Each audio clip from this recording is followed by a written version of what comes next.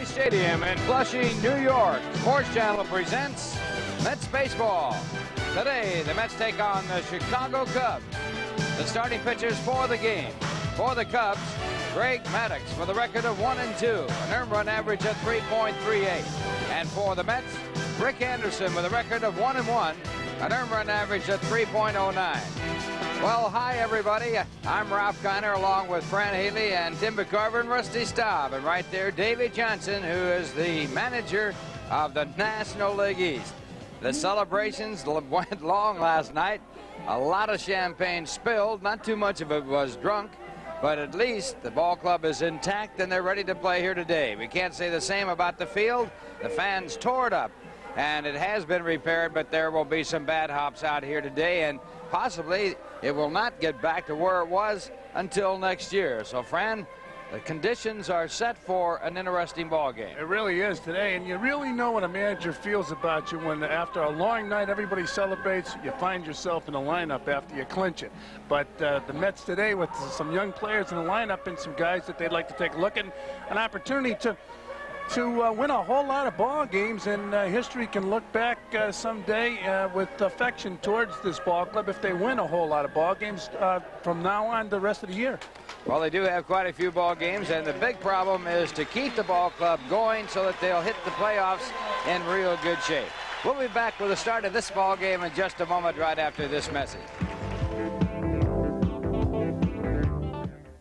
Are you tired of the same old house? Then make it look fantastic and enjoy a 21% savings. Introducing Century 21 Home Improvements Garden State Brick Face. Will make your home more beautiful, energy efficient, and increase its value. Brick, stucco, stone, siding, and windows. All maintenance free and fully guaranteed. Call now for a free telephone consultation and get a 21% savings, 100% financing available.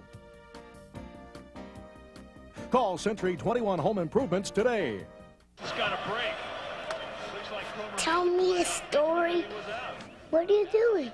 Can you play with me? Can I have some juice? Gigi. Too busy to watch the game? Sports Channel Light is a 30-minute condensed version of the day's best game every night at 11. Tell me another story. Sports Channel Light. How to make the game when you can't make the game. Rick Anderson on the mound for the Mets. He is making his 5th game start of the season. He has a record of 1-1, his one win against the Cubs, and he has had one save, an earned run average of 3.09.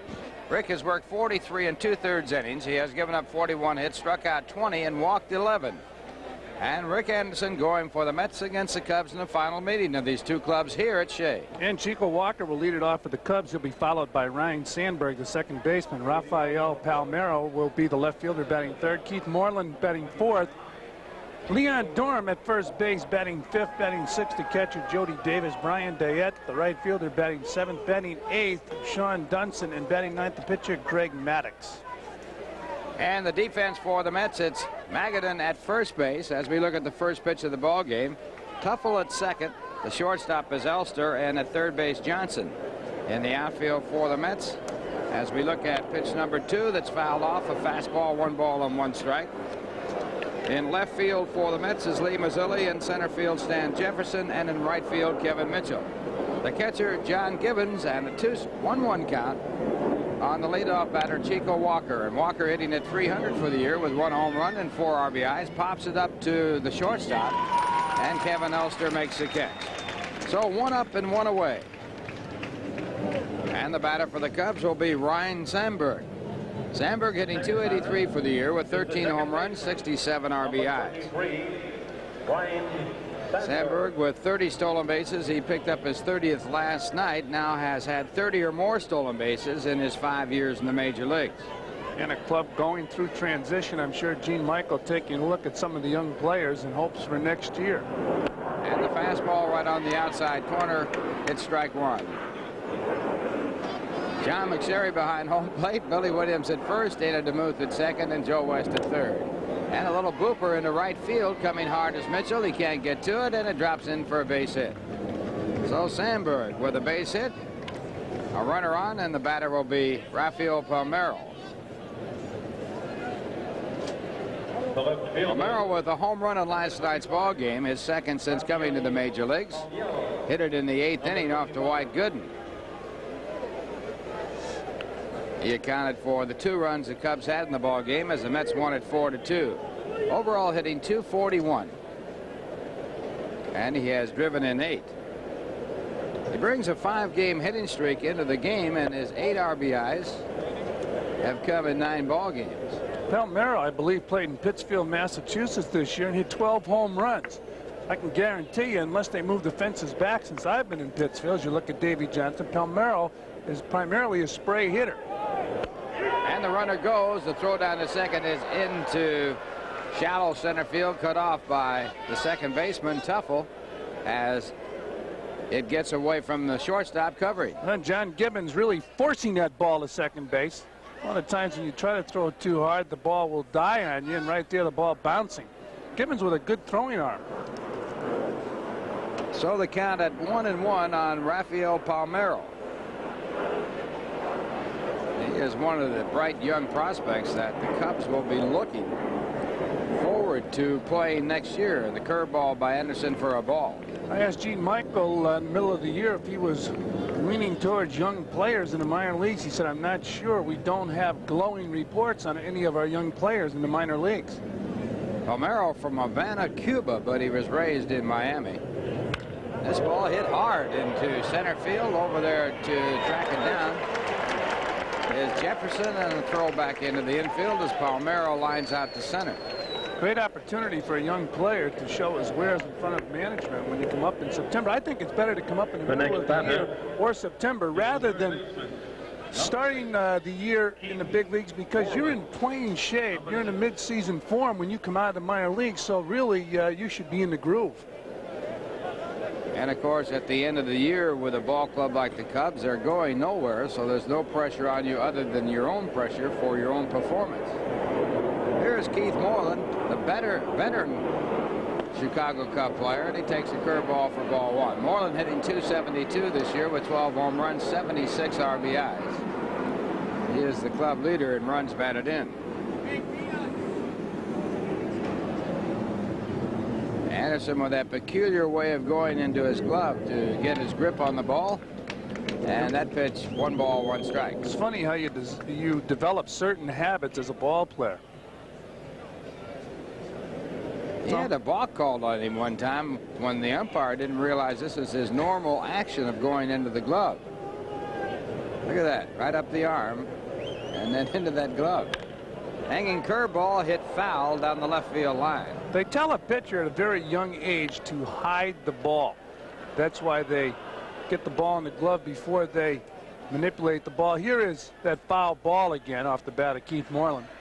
So as a youngster, you develop certain habits, and that's one of the habits Anderson has developed, hiding the ball all the way up into the glove. You won't see the ball from Anderson until his release point. Of course, other ways they try to tell you to hide the ball. I think one of the reasons that guys kick that leg up to drop the arm behind the body is to hide the ball.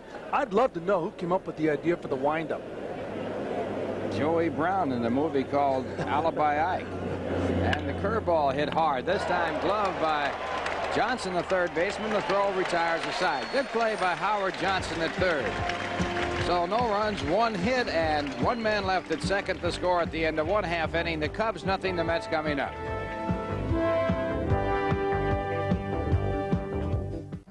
Today, she took her son to nursery school, went to the nursery, breezed through the grocery store, and 3 construction zones, all with a little help from her GMC Jimmy. It has over 74 cubic feet of cargo space, a concert-quality CD sound system, and room for 5, which is good, because tomorrow's actually a busy day. Right now, you can also get more done by leasing a Jimmy for just $299 a month for 30 months. See your Tri-State GMC dealer today.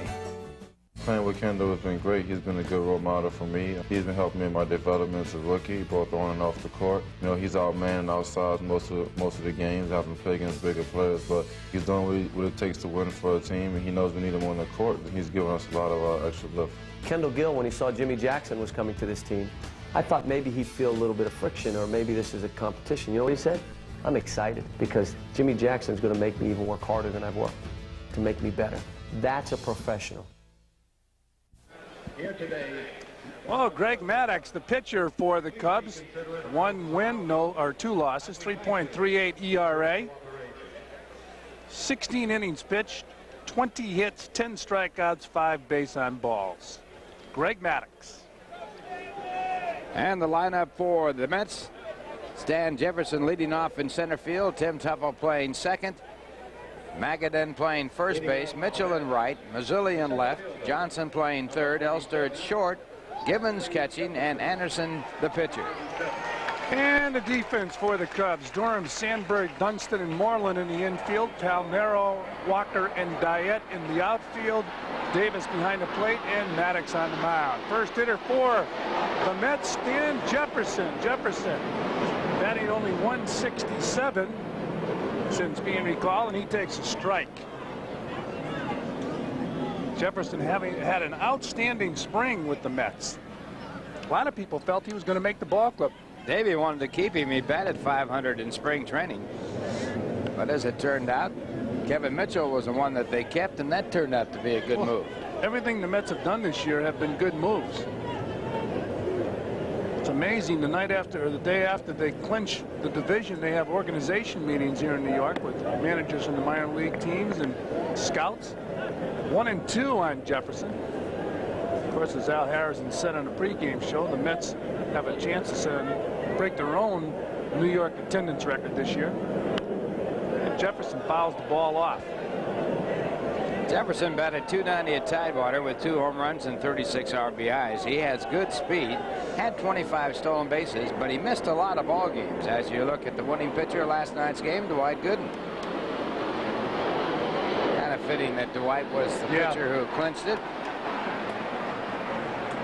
It was interesting. The Mets went into not a tailspin, a slump when they went to Philadelphia, then to St. Louis. Down and into Jefferson, 2-2. Everybody said it's pressure. I mean, there's no pressure. They had a 20-game lead. It was inevitable that they would win. It was just a matter of time. Tim McCarver's wife, Ann McCarver, put it, I think, the best. She said it's like being pregnant. You're not sure what day the event will take place, but you know it's going to happen. There's the ground ball to second base. Nice play by Sandberg. Jefferson just missing an infield hit, 1 down. And you get a shot at his speed going down the line. This was a close play at first on a routine ground ball to second. Sandberg takes a little bit of time, then sets, and it is close. And the batter now, as you look at it again, Tim Teufel. Teufel batting .252. 4 home runs, 31 RBIs.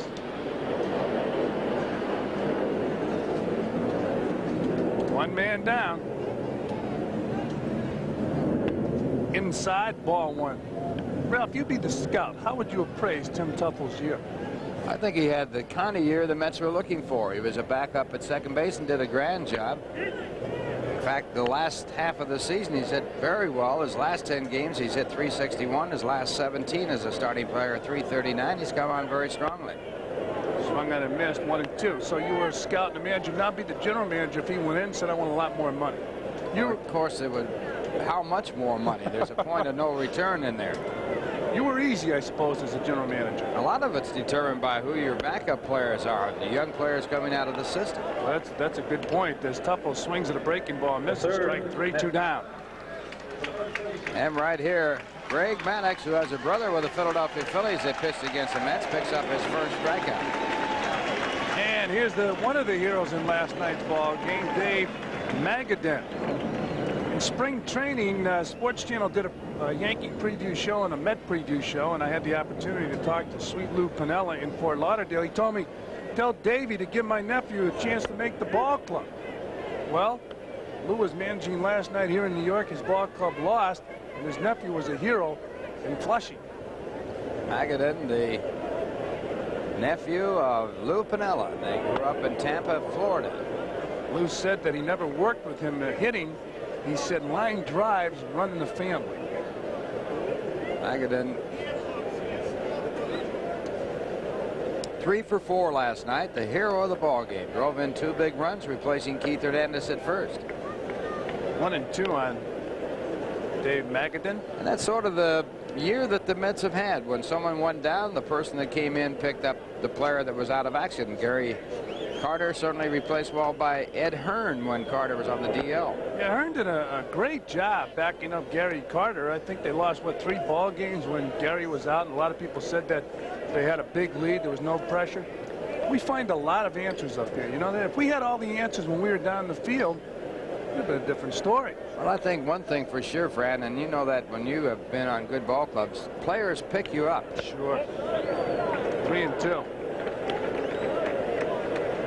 But Hearn had to do something right to impress the Mets management to get into the major leagues. Obviously, he can catch and throw, or he couldn't be in the big leagues, and he swung the bat pretty well. In fact, he swung the bat very well for a backup player. And there's a chopper to short. He's from Brooklyn. Score at 6-3, and that'll do it for the Mets here in the first inning. 3 up, 3 down, and at the end of 1, no score.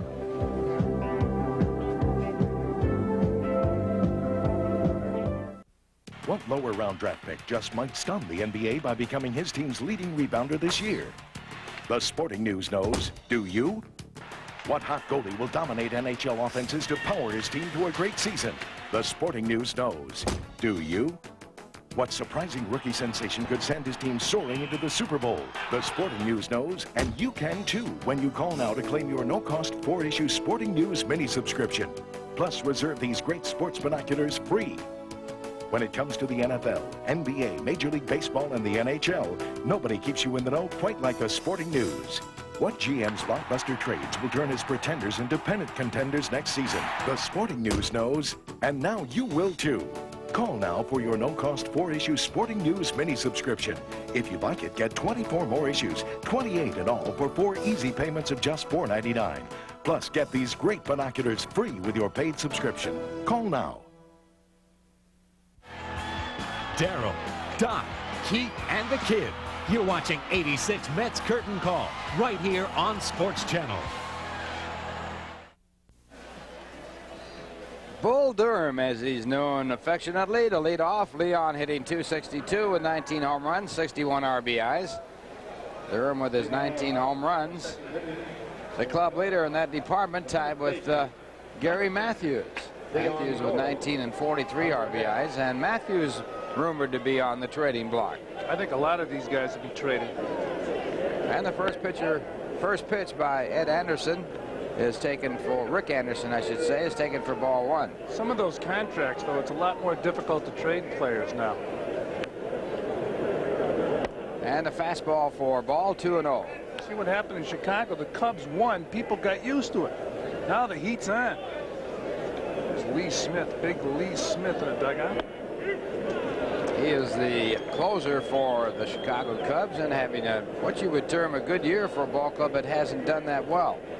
Smith with 27 saves. The leader is Jeff Reardon with 34, and also Todd Borrell with 34. Then Smith of Houston, Dave Smith, and then Lee Smith of the Cubs. 3-1 the count as Rick Anderson, with a record of 1-1, comes back with a fastball that's ripped to right. Coming up in the ball to take it on the hop is Mitchell, and Durham has a base hit. Oh, Leon Durham smoking that ball to right field. Just a couple of years ago, this guy right here took the place of a very popular player in Chicago, Bill Buckner. Durham's done a nice job for the Cubs. Buckner's done an outstanding job for the Red Sox, especially this year. Get a look at that ball, short hopping Kevin Mitchell, and Leon Durham down in first base, and he can run. And the batter will be Jody Davis, hitting at .237, 17 home runs, 60 RBIs. And this ball hit hard down the left field line. A base hit. Mazzilli over to field it. Durham makes a turn at second and holds there as the throw comes into the infield. There's 2 ropes right there. 2 hard hit balls as Rick Anderson works for the Mets. Here it is again. Jody Davis smoking his ball to left field. Picking up a base hit, and Cubs now on first and second base. Jody Davis really turning into an outstanding throwing catcher. One of the best throwing catchers in the National League. I believe he's turned out Vince Coleman more than any catcher in the National League this year. Twice. He's the only one to throw him out twice. And, of course, Tony Pena with the Pittsburgh Pirates, an outstanding throwing catcher. In the American League, surprisingly, 42 years old. Bob Boone having an outstanding year. And the Phillies let him go because he couldn't throw. Something wrong there. Gene Mauch wouldn't even catch him in spring training to keep him healthy. And he looks in great shape. And this first pitch by Anderson to Dayette is hit out to right field, deep enough for the runner at second to tag and go to third. Also tagging but holding at first base is Jody Davis. So Brian Dayette flying out to deep right. Dayette hitting at 107 before the out with no RBIs. He had been up 28 times prior to that at bat. So a runner at third, a runner at first, one away, and the batter will be the shortstop, Sean Dunston. Well, how would you like to have this guy's future? Dunston, a fine prospect, hitting .252 with 16 home runs, 64 RBIs. You know, Gene Michael batted eighth so many times in his career. He figures the shortstop belongs in the eighth slot. Tough position to bat in, except for a situation like right here where you can't walk the eighth batter to get to the pitcher. And Dunston fouls off the first pitch. Stick thinks it's required. It's compulsory to bat the shortstop in the eighth slot. This kid here is a good player. Last night, he was 1 for 3 off Dwight Gooden, striking out once and lining out the left once off a curveball and then doubling. And of course, if you go back to the year that Gooden was drafted by the Mets, Gooden was the 5th choice in the nation and Dunston was the 1st choice. You know, I asked him on a post-game show this year if he felt a great deal of pressure being the #1 pick in the country. And he goes after that curveball and not even close with that swing. It was interesting. He said no. He said, I grew up in a tough section. That was pressure. I asked him to expound upon it, and he said, well, I don't think we'll do it on television. So I dropped the subject. Dunston, of course, raised in Brooklyn, New York. An outstanding baseball player in school. Went to Thomas Jefferson High School. They say his father had a tremendous influence on him growing up, and also his coach. And his coach made him, and his father made him study in school, and they only allowed him to play one sport, and it paid off. Certainly did hit well at high school. Batted .790 as a senior at Thomas Jefferson High School. That's tough to do, even if you don't have anybody playing defense. That's tough to do if your father's the official scorer. 1-2 pitch, pull foul, and the count stays at 1 ball and 2 strikes. You know, speaking of Sean Dunston and the influence his father and his baseball coach had, I read an interesting article in the New York Post yesterday. Hugh Delano, I believe that's how you pronounce his last name, wrote an article about a kid with the New Jersey Devils, Dan Dorian, I believe, a right winger. Oh, it was an interesting article about growing up in the Bronx. And this one is foul, out of play and out of reach. And staying away from drugs. And he said drugs were all around him growing up, and you know, a tremendous influence by his mother had tremendous influence. His father died when Dorian was about 5 years old. It was a great article. I mean, that article could be reprinted for everybody to read again. 1-2 the count on Sean Dunston. Dunston hitting at 189 against the Mets this year with 10 hits. He has driven in 4 runs. And he's in his spot here with runners at first and third to add to that total.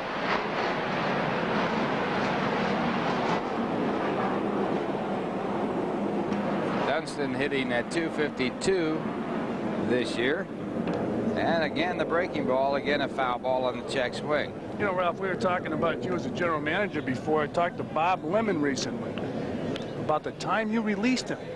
I was the man that gave him his outright release. Of course, he always brings that up. He said you were cold-hearted. He wanted me to mention that to you on the air. Never even told him about it.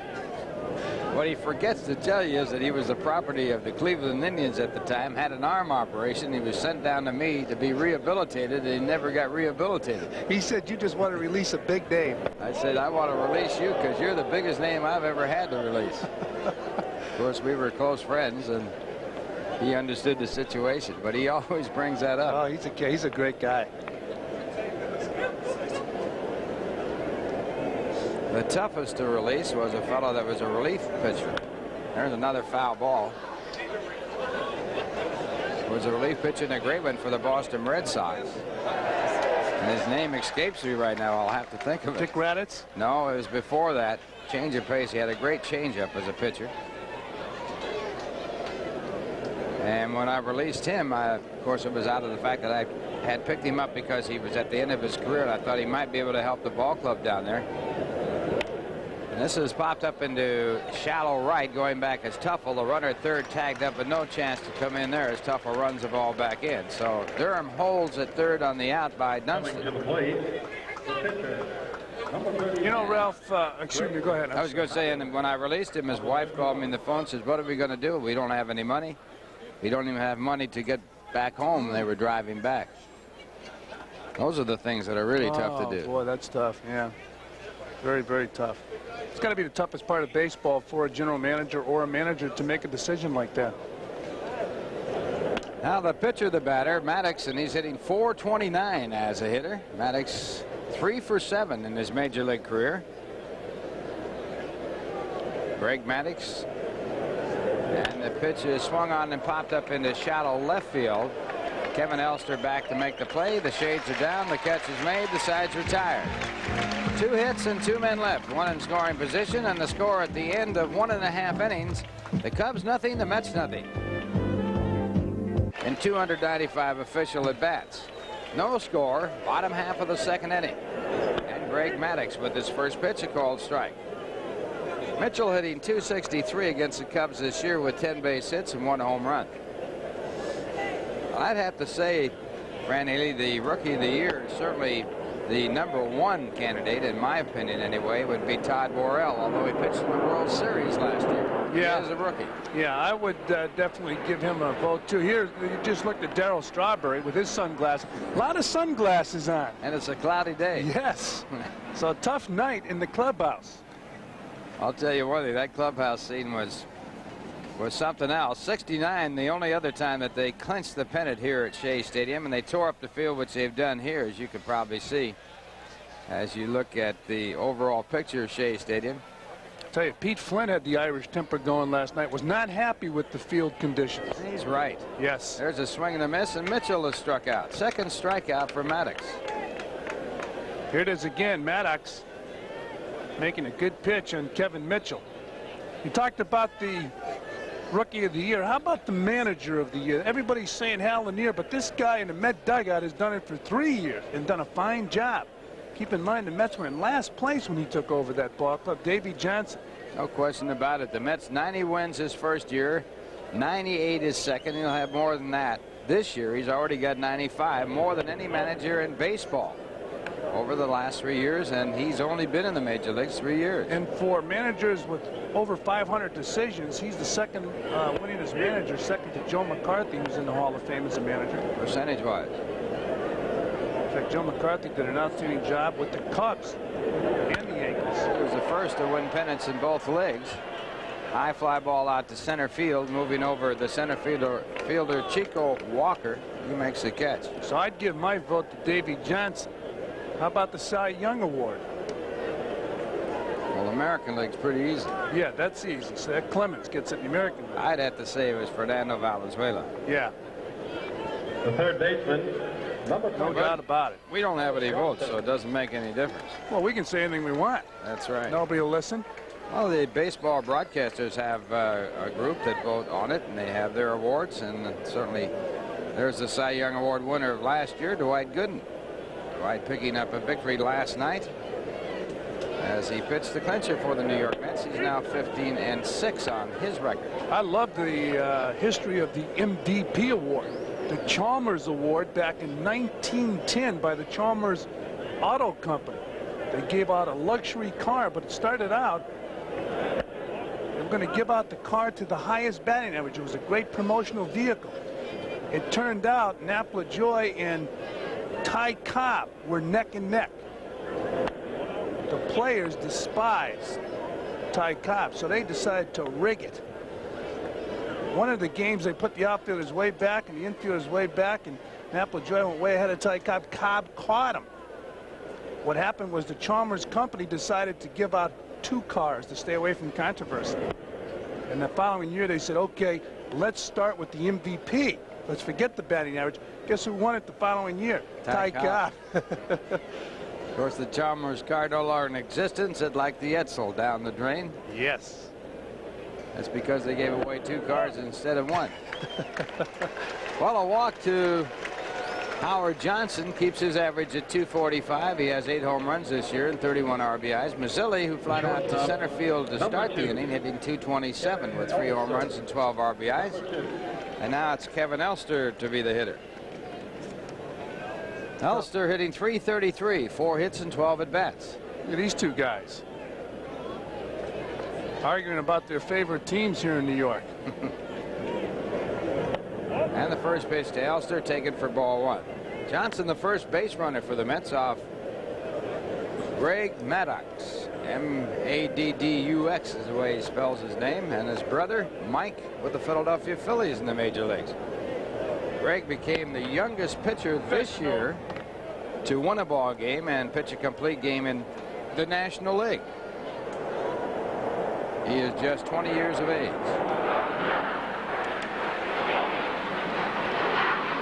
Won that ball game easily over the Cincinnati Reds. Ralph, we talked about the other awards. How about the MVP award?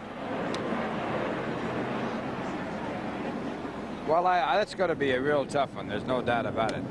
There goes a runner. Good jump. The throw by Davis is not in time. So a stolen base for Howard Johnson, and that's not easy to do against the catcher Jody Davis, who has thrown out 45% of the runners attempting the steal. Well, he has quick feet. He gets rid of the ball and gets the ball to second base. Just right there, Howard Johnson stole that base off the pitcher. A lot of times they'll steal it off the catcher, a bad throw, and you can steal a base. I think that some of the times they say, a lot of people say you steal off the pitcher. That's not true. A lot of times you steal off the catcher. I threw too many balls into right center field. I know. Believe me. Well, you had the disadvantage of being tall as a catcher. That's right. I should have been a lot shorter. 1 ball, 1 strike. The overhand curveball and a good one. 1-2. Your son Mike was the catcher up at Deerfield Academy. That's right. He caught in professional baseball for a while. He's at the ball game today with his lovely wife, Kathleen Sullivan. That's right. Probably talking about the news. I tell you, they're in the news, but they're also into sports. Kathleen, who announces the news for ABC in the morning and has her own special show on Saturday, a big sports fan. I heard she started off in sports. Went to USC. Pretty good school to be into sports. Especially if you can hit. Good baseball program. She does an excellent job. Winningest coach in baseball, college baseball history, Rod Dado, the coach at USC. I guess he's retiring. You guys got good weather out there. That's why. Bounce up the middle. Over there is Sandberg to field it back a second to throw to first in time, and that'll do it. So a walk, the first base runner for the Mets, and the runner Howard Johnson left at second base after a stolen base, and the score at the end of 2. It's the Cubs nothing, the Mets nothing.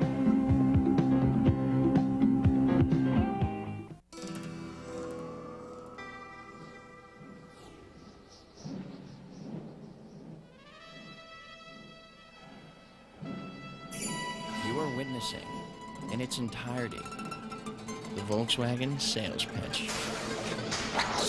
You want to take it for a spin? Come on, put your seat in our seat. It's Volkswagen's National Test Drive event. On the road of life, there are passengers and there are drivers. There's another kid that I've seen grow up, mature from a young player into a great player. I think his best years are ahead of him. He's probably going to be the team leader on the field. They haven't had someone like that since Keith Hernandez. He's the core and the backbone of the team. Helps keep everybody fired up and keep everybody in line. He's awesome. Chico Walker, the leadoff for the Cubs. Chico batting for the second time. Popped up to the shortstop Elster his first time up. Chico with 15 hits and 51 at-bats in his very short career with the Cubs this year. And he takes the first pitch for ball 1. No score. Cubs with 3 hits, the Mets have none, and the pitch back a ball, and it's 2 balls and no strikes. Rick Anderson on the mound for the Mets. Won his only major league game against the Cubs. It took him 2 days to do it. There's a pitch outside, so the count now 3-0. That was the series that George Foster was released. Anderson pitched in a suspended ball game and became the winning pitcher when the Mets won it the next day, as the Mets won it by a score of 7-6. That was back on August the 6th and August the 7th. Ground ball to the shortstop, Elster. He goes to one knee to make the play. Comes up throwing, gets his man. So Chico Walker grounds out. I think Elster lost his footing out there. Second baseman, Sid Fernandez. There was a deal on sunglasses someplace in New York.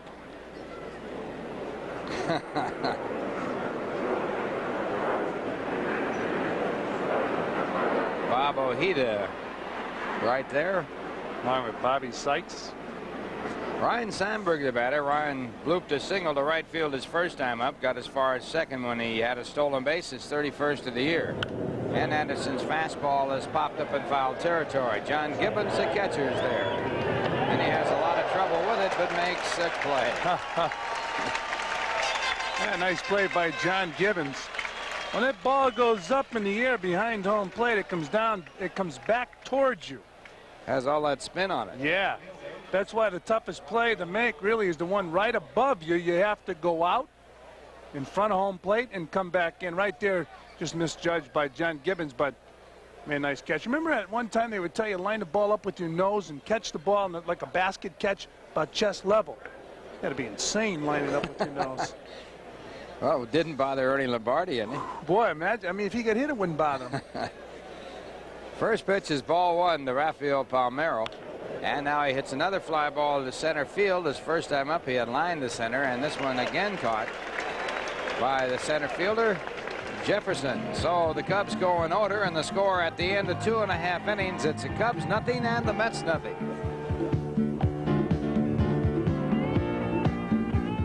Where do smart players go? Players Club International, the experts who will show you how to have fun the smart way. Las Vegas, Atlantic City, the Caribbean. Players Club members are guaranteed to always save up to 60% on rooms, food and drinks, and even shows. Or maybe you just want to relax and play the course. Players members receive up to 50% savings at over 1,000 golf courses. And you can even use your card for airlines, car rentals, and cruises. Or for that smart getaway, save up to 50% off at over 8,000 hotels worldwide. Any way you want to play, the experts at Players Club can take care of you today. 1-800-964-4646. Call now for free information with absolutely no cost, no obligation on how you can play the smart way. Plus, new members receive a free Players Preferred package with over $150 in free money and comps. So call today. Relive the good old days with Mex and his Gold Glove. You're watching 86 Mets Curtain Call here on Sports Channel. Now the bottom of the third, no score, and John Gibbons, the man to lead it off. John 1 for 3 in the major leagues in this 1986 season. On the mound, Greg Maddux, and as we mentioned, he was the youngest pitcher in the National League to have a win in a complete game. Did that this year at the age of 20. The youngest in the major leagues, 15 days younger. Pitcher for Texas, and a high fly ball to deep right center. It'll be extra bases off the fence, and John Gibbons goes into second base with a double.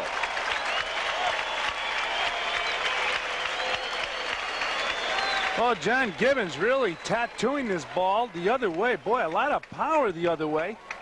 Ball hitting the wall, and John Gibbons, a guy who had an opportunity a couple years ago but was hurt early in the year, trying to show his wares to Davey Johnson and maybe take advantage of this opportunity to show off some talent. He's got some talent. John Gibbons, a fine catcher, and the one question mark I'm sure the Mets had was how will he swing the bat in the major leagues, and here's an opportunity for him. And it was his second two-base hit this year, and it brings up the pitcher Rick Anderson. Anderson in the bunting situation. He bunts the ball down to the third baseman Moreland. A good bunt. Makes the third baseman field the ball, which allows Gibbons to go over to third. And a sacrifice credited to Rick Anderson. Well, here it is again. Textbook. Bunted the ball right down to Keith Moreland. Moreland really stayed back and then had to come in and field the ball and made the toss to first. But a textbook sacrifice bunt by Rick Anderson. John Gibbons on third base. And it brings up Stan Jefferson. Stan grounded out his first time up. The youngest pitcher in the majors to win a ball game this year, a fellow by the name of Ed Correa. Edwin Correa. Texas Rangers? Texas Rangers. Bobby Valentine doing an outstanding job with those Rangers. And a fly ball hit out to shallow left center field. Over there to catch it is Palmeiro. He has it. Here comes Gibbons trying to score, and he gets in there safely. Now the Cubs are going to appeal the fact that he left. He's called out. It's too soon, and he is called out.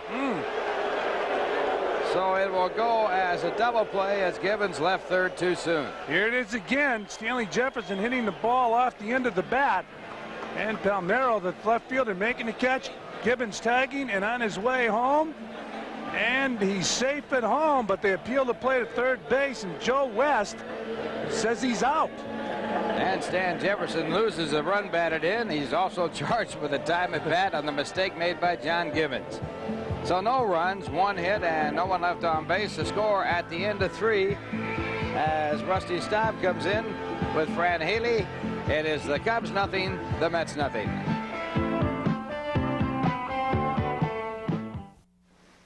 Right now, 39,000 people are soaking up the sun in San Juan. Pan Am can take you there from $99. A meal on every flight, every day. From $99, we'll also bring you back. Harold, what are you staring at? Nothing. On Pan Am, you won't get burned. Are you tired of the same old house? Then make it look fantastic and enjoy a 21% savings. Introducing Century 21 Home Improvements Garden State Brick Face. We'll make your home more beautiful, energy efficient, and increase its value. Brick, stucco, stone, siding, and windows. All maintenance free and fully guaranteed. Call now for a free telephone consultation and get a 21% savings, 100% financing available. Call Century 21 Home Improvements today. Well, top of the 4th inning, and this copyrighted telecast is presented by authority of the New York Mets and is intended solely for the private, non-commercial use of our audience. Any publication, reproduction, retransmission, or other use of the pictures, descriptions, and accounts of this game without the express written consent of the Mets and Sports Channel is prohibited. Announcers on this telecast were selected by Sports Channel and approved by the Mets. Keith Moreland takes the ball. 1 ball, no strikes on the Cub third baseman, was 0 for 1 in this game and slipping into the booth. One of the most popular players in the history of the New York Met franchise, Rusty Staub. Hi, Fran. Good to be here today. Rusty, it's always a pleasure to see you. Get your thoughts on this ball game, and of course, the upcoming playoffs with the Mets in Houston, and you, both places. You're all over this place. Well, as I've said a few times to people, I'll be one of the few people who will not need a hotel room in either city. That's right. Ground ball is short. Elster. It's scored 6-3, 1 down. And with 1 man out, the batter will be Leon Durham, who singled to right field in the 2nd inning, so he's 1 for 1. It's interesting when a club is like the Cubs so far. Obviously, it's over with now, but they've had a bad year. New manager, they fired Jimmy Frye early in the year. How do you keep them going? Well, I guess the way Dallas Green has decided to do it is with ultimatums, to let them know that anybody who doesn't want to play is going to be gone, that he's going to go with some new players next year. He's not satisfied with what he did. In the last 2 years, he's told some of the veteran players that he made a mistake. He shouldn't have stayed with him. That's right. Tough statements. Tough statements. 2 for 2 for Leon Durham. Durham down on first base with a single. And Rick Anderson will face Jody Davis, who's 1 for 1 in this ball game. One of the guys, Dallas Green, said he is not going to re-sign, or he's going to trade him or release him. Ron Cey. Well, I think Ron Cey. I think Gary Matthews. I think even Manny Trio. The veteran players that he stood with after they had the success. He's made some statements. He's going to move them all. I don't know if you can move them all, but if you don't have someone to come up and take their place, you're crazy just to move people. But he's been very, very outspoken in how he's going to make this club, he's going to make a lot of changes. Here's a guy he'll keep. You just saw that graphic. He's really throwing the ball well. A lot of people give a lot of credit to Johnny Oates, one of the coaches with the Cubs, for working with Jody Davis. He said the only thing Jody had to work on was accuracy with his throws. Get himself into position, and he's turned into an outstanding throwing catcher. Well, to be in the high 40% of throwing runners out in this day and age, you're doing an excellent job. You also have to have a pitching staff that's conscious of the delivery time to the plate. There's Johnny Oates. Good baseball man, Johnny Oates. Did a fine job catch. I believe he caught for the Orioles when Frank Cashin was there. Might have. Yeah, I believe he did. He was an outstanding throwing catcher himself, had a quick release. Right now, Jody Davis, 2 balls and 1 strike. Davis, speaking of throwing guys out, 45% of the runners attempting he threw out this year, 1986. Ian Dorn breaks the second base. Jody Davis skies this ball into left center field. Stanley Jefferson moving over and makes the catch. 2 down. The right fielder, Brian. So with 2 men out, the batter will be Brian Dyett. He flied to right field his first time up. Talking to Ralph Kiner about postseason awards. Davey Johnson, Hal Lanier will fight it out for Manager of the Year. I would give it to Davey. Jody Davis is hurt. Well, he certainly looks like it. He hurt his shoulder. Shoulder. Could be a spasm. He had an awfully big swing. Yeah. You see ball 1 here. He had an awfully big swing at the ball. Skied it. When he stands up at the plate, he just looks like he's ready to hit all the time. Yeah, he does. But he's hurting right now. It hits another fly ball to right field. Kevin Mitchell coming in, makes the catch for out number 3. So that'll do it for the Cubs here in the top of the 4th. They fail to score. They leave a runner stranded. Hopefully Jody Davis is all right, and no score at the end of 3.5, and we'll be back. So you're building that deck with Time Life to help you along. You might want to add some built-in benches, page 50. How about a brick patio, guaranteed weed-proof, and a lot easier on your checkbook than some contractor would be. Now with Home Repair, you get 2 books for $2. Order decks, porches, and patios for just $1.99 and get kitchens free. Those new countertops sure look good, and doing it yourself probably saved a bundle. So you could do that built-in recycling bin she wanted. Step by step, Time Life makes it easy. With Home Repair, you get professional results at do-it-yourself prices. Use your credit card to order decks for just $1.99 and get kitchens free. Home Repair makes you a real hero around the house. So why don't you give them a call? They'd probably love to hear from you. Call 1-800-897-5511. Use your credit card to order decks, porches, and patios, and you'll get kitchens free. Or send check or money order for $1.99 plus $3.95 shipping to the address on your screen. You want to see a character. It's like talking to a guy. Well, he is from the Bronx. I mean, like talking to a New York. He's ready then. Oh, and I mean opinionated. Woo! But he'll do an excellent job. And they've got another guy who, I'm sure you know, Mike Marley, who was a writer for the New York Post, covered baseball in New York and covered boxing, and another character. So that should be quite a show. And it goes on September 29th, and it'll be on twice an evening.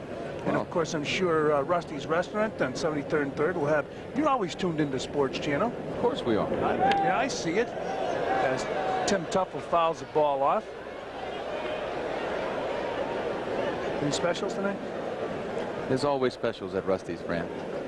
5 a night, pal. Excellent food, I'll tell you. Those ribs. I've seen people at fistfights trying to get in there and get a table. It was like that last night. Was it? I had fistfights getting out. 1-1 on Tim Tuffle. Inside, a lot of Met players down to Rusty's Restaurant. In fact, a lot of the opposing players went to Rusty's Restaurant. And you only seat people according to their stats. That's why I could never get a seat that place. 2-1, and there's a chopper. Maddox makes a nice play, throws the ball away. So he's being given second base by first base umpire Billy Williams. Ball must have bounced into the photographer's box down there. Well, here's a play where a young pitcher really makes a mistake. His enthusiasm, he's got to let the third baseman try to catch this ball. He's got no chance here. Tim Tuffle is not a fast runner, but no chance for him to throw anybody out. If he's going to catch the ball, he should eat it. instead of trying to throw it for the obvious reason, which you just saw. We talk about your wrestling, now you talk about eating baseballs. As Dave Magadan steps in to face Greg Maddux. Well, at this time of the year, you're going to see a few errors of enthusiasm out of some of the younger guys coming up, getting an opportunity to play a little bit in the big leagues. That's going to take place. And it's great to see the enthusiasm. Oh boy, this kid can hit. Here's another base hit and an RBI. Now Merrill boots the ball, and there goes, outstanding base running by the young first baseman, Magadan. Boy, he hustled all the way to second base. Is he opening some eyes? Well, in the beginning of spring training, I've always said he's got as you're going to watch this swing, he has the softest front foot, the most patient front foot of any young hitter I've seen in a while. As you see Tim Tuffle coming around the score. Left fielder Rafael Amaro booted that ball. Of course, there are a couple of bad hops out there. Yeah. Thanks to some of the enthusiastic fans yesterday. Kevin Mitchell, the batter. 1-0, the Mets on top of the Cubs, and Mitchell takes down low. Yeah, Rusty, talk about that foot. That's an interesting comment. Well, let's check his front foot out here. That was actually a little quick for him. That was a little quick for him. As good a swing as that was, his foot was a little quick for him. A quiet front foot. Doesn't hit hard. Ground ball to third, knocked down by Moreland to first in time. Nice play, Keith Moreland. A soft front foot. Kevin Mitchell hits the ball well. Again, kind of an erratic hop on a messed up infield, but Moreland keeps it in front of him. Makes a good throw to first. I'll tell you, it's strange when you play in the outfield for a long time and have to come back into the infield. Keith Moreland is trying hard there, but he is really concerned. You just don't get that used to making that adjustment from being so far away from the ball, coming into the infield, and then those shots coming down at you at first and third. Having come into first base, I am telling you, it is tough. And Moreland knocked that ball down. It's the hot corner, and he's adjusted as Lee Mazzilli steps in with one man down here in the bottom of the fourth inning. Magadan on second base. Just what the Mets need, another good hitter. Batting .264. There's a base hit for Lee Mazzilli. Magadan going to third, heads up, base running. Good judgment on Magadan's part. Outstanding. The Mets, safe to say the Mets are getting the hop. Well, he is definitely going to play everything he's got here. This ball hits right on the bag. I don't think Keith Moreland would have caught the ball. It actually might have stopped Lee Mazzilli from driving in the run, Dave Magadan. Here's a really good angle of it. One hop, two hops, boom, hits that bag. I think the ball would have gotten by Moreland, and the run would have scored had it not hit the bag. So Magadan on third base, Mazzilli on first base. And the batter, Howard Johnson. You want to measure the Mets' success this year. The Mets are 45 games over 500. It's just, you start looking at certain statistics during the course of this season for the New York Mets, and they're just hard to believe. I mean, you really can't find bad stats. Howard Johnson takes inside, ball one. Here's a guy right here. Hey, you might say he had somewhat of an off season. Howard Johnson. Johnson batting .245, 8 home runs, 31 RBIs. He had one of the biggest hits of the year for the Mets way back in April off of Todd Worrell. There's a strike. 1-1 in Howard Johnson. He certainly did. The home run that beat or tied actually St. Louis, the first game in St. Louis, the first game against St. Louis this year. St. Louis, a lot of their players have stated they really felt that cost them the season. You know, I was in the dugout waiting to do the post-game show at the time, and you could just, the atmosphere just changed with that home run. It was unbelievable.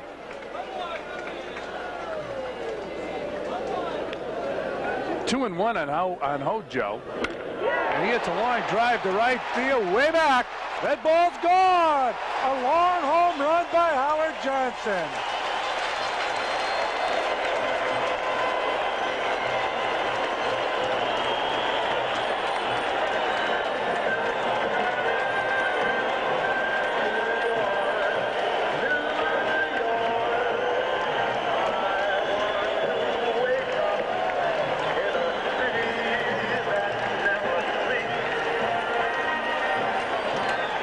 Just as we were talking of Howard Johnson's home run against St. Louis, he just plows into this ball.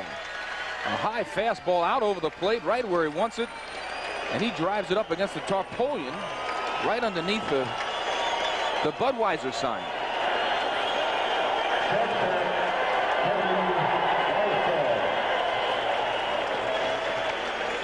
So Greg Maddux and the Cubs now trailing 4-0, and Kevin Elster, the batter, takes inside ball 1. Greg Maddux, like most young pitchers as they come to the big leagues, they normally have an opportunity in the minor leagues to throw the ball by people. In the big leagues, that fastball, you have to get that fastball in and out and up and down. You throw that fastball right down the chute, a lot of people are going to hit it. Yeah, usually in the minor leagues, you'd say when you go into a particular town, you'll see 2 out of the pitching staff major league prospects at your face. In the major leagues, you're seeing all major league prospects. 2-1 on Elster. Well, he has certainly had quite a year, starting in Pittsfield with a 4-3 record, then 10-1 in AAA. Yeah, I'll tell you, pitching in Pittsfield's not easy if you get the ball out over the plate, as Elster swings over that fastball 2-2. Pittsfield's center field wall is a beautiful place to hit. Beautiful. Left field's pretty deep. Right field's a nice place to take a shot. Guy from Pittsfield, Mass. that went on to become, I think he should go in the Hall of Fame as a defensive player, Mark Belanger. Guy from Pittsfield, Massachusetts. 2-2 on Elster, fouls the ball off. In my junior year in high school, Fran, I played against Mark Belanger. I was coming from New Orleans. Legion. From Jesuit High School. We won the American Legion Little World Series. Mark Belanger was the shortstop of the Pittsfield team. Is that right? You know who else played in Dave McNally was the starting pitcher for Billings, Montana. We were the last 3 teams in competition. You know who else played in that tournament? I don't know if you realize this. Bob Greasy. No, I didn't. He was much after us, I'm sure. What year? This was 1960. He played against Belanger. Belanger's team was in it a few years in Pittsfield. They had some good players up there, and Bob Greasy ended up playing. He told me he played against Belanger in Legion ball. 3-2 on Kevin Elster. Down low, ball 4. You know, we all have some fond memories of professional ball, but also fond memories of amateur ball. Of course you do. That's your beginnings. There's probably as much emotion in your life when you're in high school representing your high school team. And that's right. The people that mean a great deal to you as a youngster. I don't think it's any more exciting as you grow older if you have a chance to play for a big championship as an amateur. You have the cheerleaders here in high school yelling like Ron Dorange. No, they didn't call you that. John Gibbons, the batter, doubled to right field. 1 ball, no strike count on the Met catcher. It's 4-0. The Mets on top of the Cubs. You know, you talk about your origins. There were a few guys that I grew up around. You see a strike call by John McSherry. In New Orleans, we had a great youth program. A lot of guys signed contracts. Not a lot of them made it to the big leagues. Some did. Alan Montreal, a guy who was a big star in high school in New Orleans, played for the Cubs for a while. Very short period of time. Now, was he a bigger star than you in high school as a baseball player? As Gibbons fouls the ball off? No, but, you know, I was, you know, the senior year I had was incredible. Alan Montreal was the star of De La Salle High School, which was our arch rival at the time. He didn't sign right away. He went on to college, signed out of college, spent a few years in the minors, in fact, a bunch of years in the minors, and then finally came up for a cup of coffee in the big leagues with the Cubs. Gee, I can't really think of anybody else off our club. About 4 or 5 guys signed, but nobody else made the big leagues. It's been traumatic for certain people after they signed to play professional baseball, and then they don't make it, and they were the star in the on their particular amateur level. There was a pitcher for one of the colleges out west that committed suicide because of it. Well, that's definitely not the way to go. No, no. If you do have another option. 2-2 on John Gibbons. I remember reading the article in Sport Magazine about this guy, and his name escapes me, but boy, that was a very sad story. Always wanted to pitch for the Dodgers. Great pitcher at USC. Fouled off by John Gibbons, 2-2. Well, I think everyone has great expectations, and people want different things. There's a lot of pressure on young people nowadays because their parents want them to have the opportunity. They see the money and the positive things that happen by becoming a professional athlete, especially if you make it. But when you don't, sometimes it is very tough. Very tough. Yeah, that's why you have to have something to fall back on as Gibbons fouls the ball off. You know, look, I don't believe here's some scores, 5-3 Houston on top of Cincinnati. That's it. So it's an abbreviated schedule, to say the least. I don't believe in forcing the kid to play sports. But if the kid plays and he goes 0 for 4, don't feed him that night. You sound like my dad. No wonder you were such a good hitter. 2-2 on John Gibbons, ball 3. 3 balls and 2 strikes. Trust me, if that was the arrangement, you know why I was a good hitter. I definitely didn't want to miss dinner. Yeah, some great memories around this great sport. I remember coming to baseball games. Not many because I lived so far away, but boy, tremendous memories. Elster breaks the second, ball 4 to Gibbons. And the Mets have runners on first and second with 1 man down. Well, I'll be surprised if Gene Michaels doesn't start getting a little activity out there. Young Greg Maddux walking 2 people back to back after getting a home run. Yeah, here comes Billy Connors coming out of the dugout to talk to the young man. It's got to be tough. Greg Maddux, young pitcher with the Cubs. Now Billy Connors going out to talk to him. Gene Michael, the manager of the Chicago Cubs, making some tough decisions, I'm sure. Who to keep, who not to keep. Well, right now, this is, when you bring a young man up after having such a good year in the minor leagues, it's one of the things that, a ball club has to make a decision on, whether you want this young guy to get his feet wet in the big leagues after having such a great season in the minors. He's come up, he's 1-2. He's not having a real good day today. After having a great season coming up to the big leagues and taking your knocks, I guess they have to make a decision whether that is mentally going to toughen or hurt a young pitcher. Yeah. It's not that easy to make these decisions, to just bring these young guys up and say, okay, go get him, son. It's interesting you talk about young players because the Mets, as you are well aware, are having organization meetings and decisions are being made on kids that these managers had in the minor leagues. Rick Anderson, the batter, and he takes a strike, throw to second base. Not in time. Jody Davis flipping that ball down to second base. So the managers of those minor league teams making decisions along with the front office. And all the scouts, they're all in here. This 3 or 4 day period, the intensity of those meetings is heavy. A lot of disagreements on talent? Well, I think everybody has an opinion. They all express them. They're written things come in on a regular basis, reports on different players, the scouts that go around, the managers report every day on each player. Who would have the most influence, the manager? I would think so. Some of the head scouts, Joe McIlvaine obviously being the coordinator of everything, along with Steve Schreiber. Those guys get in and out of planes all summer, don't they? Boy, the players think they have a tough schedule now and then. Those guys have got to keep rolling all the time. Joe McIlvaine and Al Harrison coming in with Frank Cashin in 1980 when Frank took over this ball club, as Anderson bunts the ball back to the pitcher, goes to third, and they get Elster. So they get the force at third base, 2 down. Well, young Greg Maddux is going to bounce off the mound here real well this time. Turns over, makes a good throw. Keith Moreland, that's a tough play for Keith Moreland now at third base. You don't know whether they're going to pull a rotation play, whether he's got to go in. It's the second time today they've had that situation. First time he came in and made the play. That time he made the right judgment, saw that the young pitcher was going to field the ball well, got back to third base, got the ball early enough, and had to look a little bit for the bag. A little bit awkward, but, he made the play. And Stanley Jefferson, very bright prospect in the Mets organization, takes up high, ball 1. 1 ball, no strikes on the Mets center fielder. Runners on first and second, 2 men down. We're in the bottom of the 4th inning. The Mets have a 4-0 lead over the Cubs. Swung on and missed.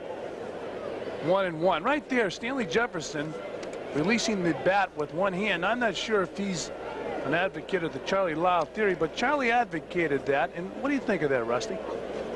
Well, I don't like to say that there's one way to do things, but I really felt you always should keep your hands on the bat. Okay, I've heard Mickey Mantle say the same thing, and Harmon Killebrew. In fact, yesterday we were over doing an interview with Earl Weaver. In fact, talking about general manager of the Mets, Frank Cashin, and I ran into Mickey Mantle and asked Mickey about mechanics. Jefferson takes ball 2, 2-1. He doesn't think you should think about it that much. get up there. Well, if you're thinking mechanics while you're at the plate, you're in trouble. You got to think mechanics in your workouts when you're taking batting practice. I'm not sure if Mick really thought about him at BP either. He was a great talent. Oh, he was the natural. Ground ball, second base. Sandberg plays it on the side, flips to first, and that'll do it for the Mets here in the bottom of the fourth. But they continue to score. They picked up 4 here in the fourth, and after 4, that's the score. I'm into tennis. The Sports Authority has everything for tennis. I'm into baseball, too. Everything for baseball, too. And I play a little golf. Golf? We got it. Plus your favorite brand names. See if that feels more natural. Hey, these guys are really into sports, too. And everyday low prices mean you never wait for a sale. Hey, I'm always into saving some cash. The Sports Authority. You've never seen anything quite like it. To impress the gentler set, one mustn't allow perspiration to run amok. Thus, new Right Guard Clear Stick, a new superior approach to powerful protection. All the wetness and odor protection of a white stick, now in a powerful clear stick. So clear, there's no flaky white stuff. Now perspiration hasn't a chance with this new advance. New Right Guard Clear Stick. Anything less would be uncivilized. Will the owner of a red Jaguar convertible please report to the parking lot? Your lights are on.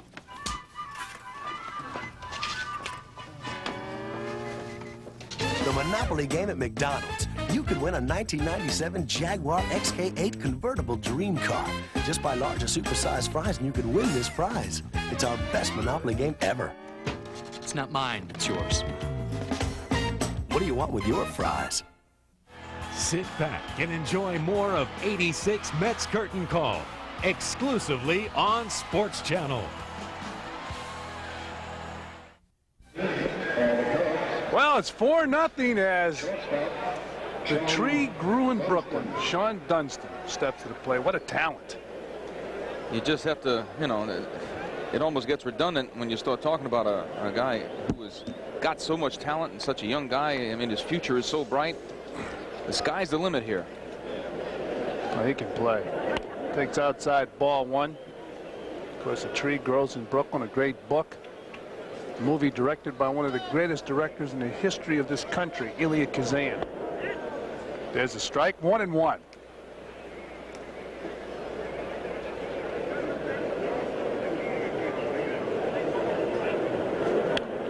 Fouled off. You wonder how good this kid can get. Well, he's another young hitter who has great potential. He has tremendous strength for a shortstop.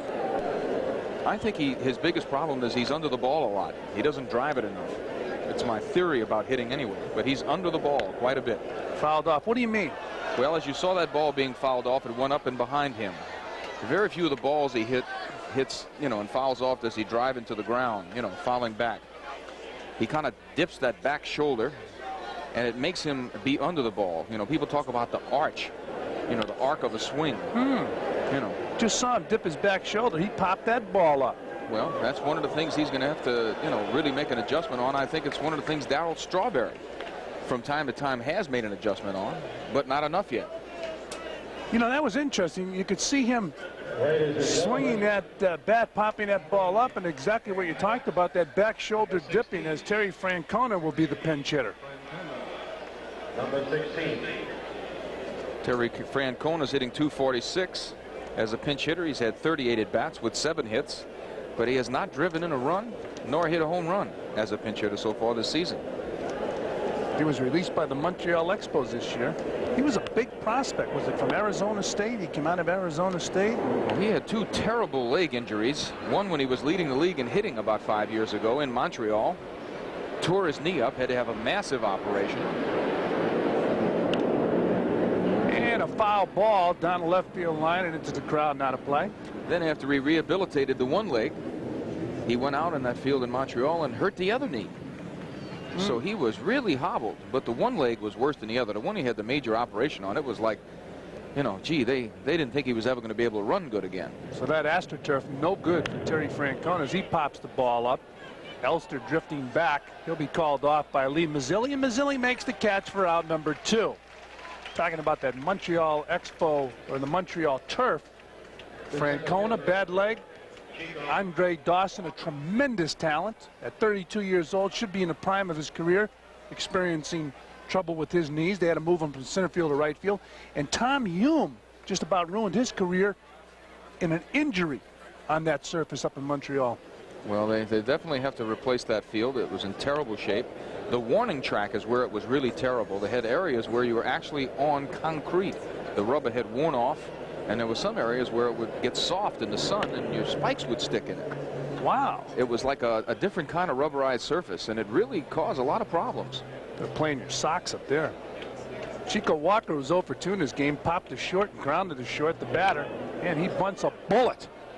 Magadan makes the play, takes it himself. That'll do it for the Cubs here in the top of the 5th. 3 up, 3 down, and at the end of 4.5, it's 4-zip Mets. Announcing a health care plan where your doctor bills cost this much, where your hospital room looks like this, where this is your medicine chest. Presenting health care where you hold all the choices. New choices in natural healing. Between these covers, there are no expensive antibiotics or prescription drugs. Just natural cures that help your body heal itself. Clear sinus congestion instantly with this plan. Lower high blood pressure with these foods. Dissolve wrinkles on the spot with this natural oil. Stop smoking with help from this blend of juices. Natural alternative remedies that require no doctor visits or shocking pharmacy bills. Call now to examine new choices in natural healing free for 10 days. If you decide it's not for you, return it and owe nothing. If you like what you see, it's yours for just 4 installments of $6.99. Yours free for calling now. 5-Minute Cures is packed with fast-acting solutions for everyday health problems. New choices in natural healing. Here's to your health. Call now. Just be patient. That's the big word. I mean, we're a young team. We're definitely fighting for the playoff spot. It should happen this year, but if it doesn't, just hang in. And in the near future, we're going to definitely be a Stanley Cup winner. The fans want immediate results. You're seeing some immediate results right now because you're seeing good ethic, good work ethic. You're seeing an identity emerge. We're in the process, and I say to them, enjoy the process. We're going to get there. Steve Trout. Yeah, Steve Trout, he's got a 5-6 record with a 4.90 earned run average. 147 innings pitched, given up 167 hits, struck out 65, walked 72, and he is definitely one of the pitchers on this staff that may not be here next year. Some of the players we were talking about, Dallas Green has been really dissatisfied with some of the people that he signed to big contracts. There you see Mike Martin, the catcher behind the plate, replacing Jody Davis. Excuse me, Rusty. Steve Trout's the type of guy I think I'd take a shot at if I was a ball club that needed pitching, because I hear too many left-handers say he's nasty to bat against. Guarantee it. Okay. I will guarantee you that he's nasty to face as a left-hander. So you can't give up on a guy who has a sound arm, and you hear good major league hitters saying he's nasty, as Tim Teufel has a 2-ball, no-strike count. Teufel in this ball game struck out and had an infield hit. Ball just keeps biting, doesn't it, when Trout throws it? He's got a good sinker. He's had some arm problems off and on. I think that's one of the things that, you know, all major league clubs have to take into consideration when they're deciding to sign a player to a long-term contract. Outside, 3-1. I think the Cubs were experiencing a euphoric feeling, like that little baby right there is enjoying this ball game. It's ball 4 to Teufel. And at the time they started giving out contracts that they ended up regretting. Here's John Mitchell throwing in a Mets bullpen. A lot of times euphoria will do that. I agree. They won their first championship, their first divisional championship. First time they were in postseason play in a long, long time. I guess over 30 years, over 40 years almost.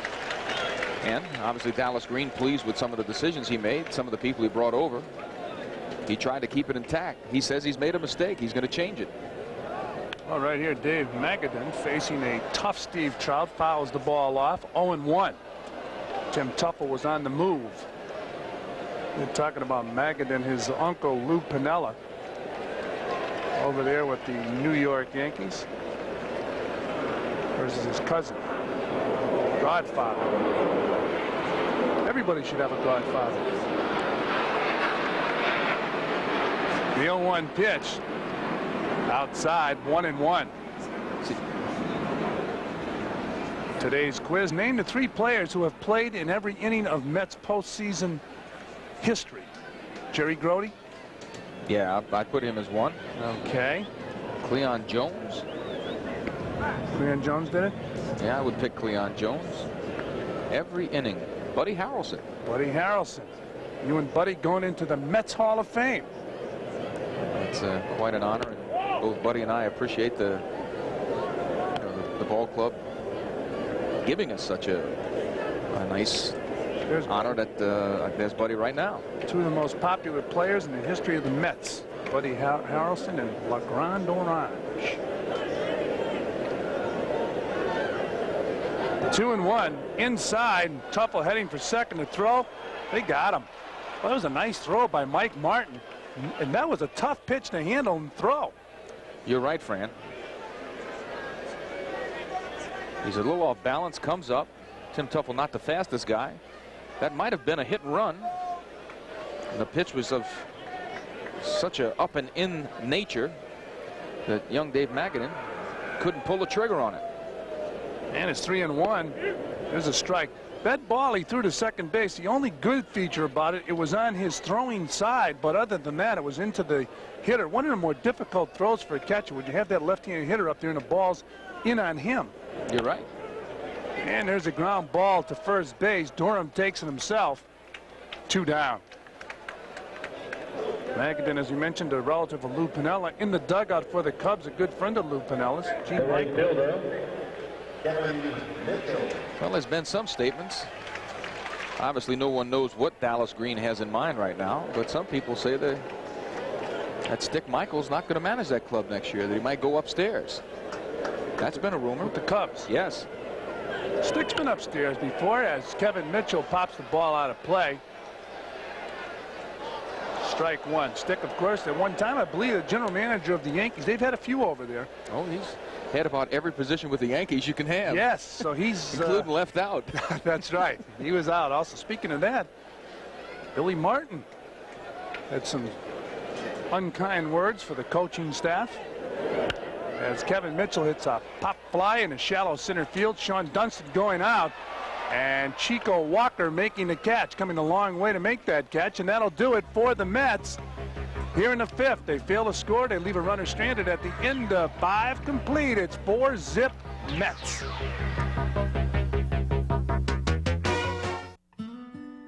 Let me tell you about how UC Lending is making our house bigger and our monthly payments smaller. 3 boys, 2 bedrooms. We needed to add on. He needed a loan. But because we had so many bills, we couldn't just walk into a bank and get a loan. He was frustrated. I was very frustrated. A buddy told me to call UC Lending. They put me in touch with Mike. That's me.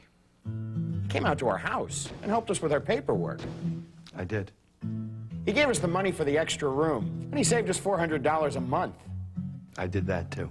Applying was easy, and I quickly got the money so I could hire these guys. That's the way we do it. If it wasn't for UC Lending, I couldn't have done this. If you own your home, call UC Lending now, and let's see what we can do for you.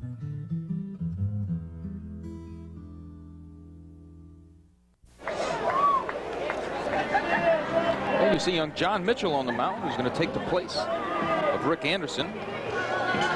He's only pitched a couple innings so far this year. He's been in 2 games. 2 innings pitched, 1 hit, 2 strikeouts, no walks. But young John Mitchell was selected by the managers in AAA as the pitcher of the year. So in that meeting today, there's no doubt about what they think about John Mitchell. John Mitchell coming over in the trade, the multiplayer trade with Bob Ojeda. Turned out to be a good trade for both ball clubs. Well, it certainly has been a boon for the New York Mets, the way Bob Ojeda has pitched and the way John Mitchell dominated the international. Whereas is it the International League or the American Association? International League. International League. Yeah, he threw very, very well, had an outstanding year for the Tidewater Tides. 1-0 on Ryan Sandberg. Swung on and missed. 1 ball, 1 strike. Ryan Sandberg 1 for 2 in his game. Single to right field. He also stole a base, and he popped to the catcher. 4-0. We're in the top of the 6th inning. Mets on top of the Cubs. And right back to Mitchell off his foot. They've worked on that for a while. 1 down. Another trick play. 1-4-3. Ryan Sandberg hits the ball sharply, right off his foot, way up in the air, but right to Tim Tuffle, who got really rid of the ball really quick that time. That was good thinking. That's being heads up in the game. It's a play you don't want to work on a whole lot, though. No, I don't think they want to run that one on the tape. The plays of the year. No, Mel Stottlemyre out to talk to John Mitchell. Now let me ask you, Rusty, would Mel Stottlemyre have an influence on the organization meetings, for example, discussing pitchers? Well, you know, they're going to get opinions of Mel Stottlemyre, especially if these young guys come up and pitch a little bit for him. He's seen them all in spring training.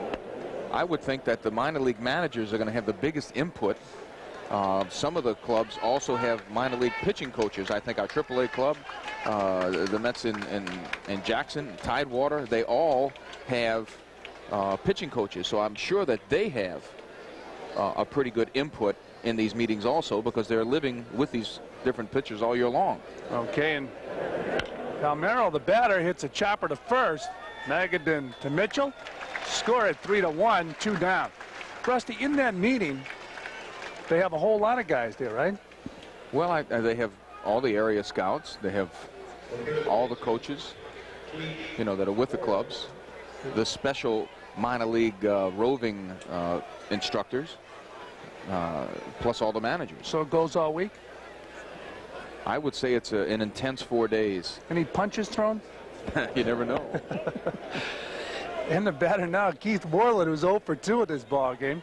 You know, there'll be some differences of opinion. That's good, though. That's healthy. Down low to Moreland. 1 ball, or 2 balls, no strikes. But there won't be very many disagreements on young John Mitchell. No. Down low, 3-0. Boy, you look back to early in the year. They said it was going to be a dogfight between the Phillies, the Cubs, and the Mets. Some of those dogs never get out of the chute.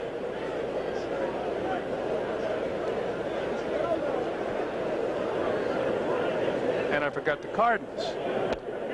Sorry about that. That's why Jerry Passaro's up here. An oversight. A slight oversight. 3-2. Keith Moreland takes ball 4. So the Cubs have a runner on first base, 2 men down. First baseman. Oh yeah, here's the quiz. Let's see. Name the 3 players who have played in every inning of Mets postseason history. We said Jerry Grote, you said Cleon Jones, and there's somebody else. Buddy right? Harrelson. Buddy Harrelson, that's right. We said, how soon they forget? Buddy Harrelson, Cleon Jones, Jerry Grote. See, you never know up here. We just really have our stuff together sometimes. Without going to the book. Luckily, I have you in the booth right now. Outside to Leon Durham. Durham in this ball game, 2 for 2. Nice feeling here at Shea Stadium. Not a huge crowd, big enough. They had their 12th sellout of the year last night. Still trying to break their own record. And they get a shot at it here at Shea Stadium. So there's a shot of the crowd, an afternoon gathering after the celebration. Celebrate good times, come on. Cool in the gang. Down low to Durham, 3-0. Well, they certainly celebrated at Shea Stadium last night. Much to the chagrin of Pete Flynn. And poor Pete Flynn and his whole crew, they were out overnight repairing all the torn-up grass. They've done an excellent job to get this ball game in. Pete Flynn and his ground crew here at Shea Stadium, as Rusty mentioned, working all night. No batting practice today, and they got the job done. There's a strike, 3-2. I walked out on the field today just to see what it was like. And it's amazing how they've been able to get that grass in there, and most of it is in fairly firm. You know, they really did a magnificent job on that field. There's going to be some bad hops on those patches, but it's pretty safe running. Ball 4. So the Cubs have runners on first and second with 2 out here in the top of the 6th. You know, Rusty, you mentioned something. Bad hops on the patches and all that. Remember the fields everybody played on growing up? Nobody could play, bad hops all over the place. Get in the major leagues and guys complained. Well, you know, there's a different level of all types of play. When you get used to having good fields, it's one thing. When you're a kid, you don't know any better. That's right. And the batter now, Mike Martin, who took over for Jody Davis. Martin just took a strike. Jody left the ball game. I believe he was injured. It looked like his left shoulder after his last at bat, in which he fly to center field. So Jody now in the Cub clubhouse. And Martin takes a rip, chopper to first, score that one 3-1, and that'll do it for the Cubs here in the 6th. For the Cubs, they fail to score. They leave 2 runners stranded, and at the end of 5.5 innings, it's 4-zip the Mets.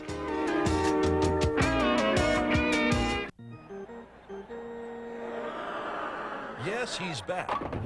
Tim Conway as that lovable goofball Dorf is back in an all-new comedy video, this time taking on America's favorite pastime. Boy, what a great day for a ball game, huh? You peanuts! Baseball is never going to be the same. How about the moving this a heap over here? Dorf on the Diamond is guaranteed laughs or your money back. So call this number and get your copy of Dorf on the Diamond today.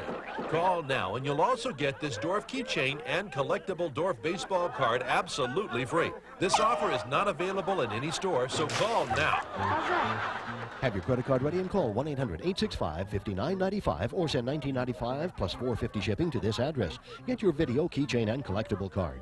Baseball like you've never seen it before. That's 1-800-865-5995. Opening day, I'm going to be nervous as heck on opening day. I always am, and I don't think anything's going to change this year or next year. It's when the bell rings. That's when it's what it all comes down to. Opening day, it's when the season starts. That's what we're there for, to win, and that's what we've busted our butts for all our lives. It's for opening day and for championship season.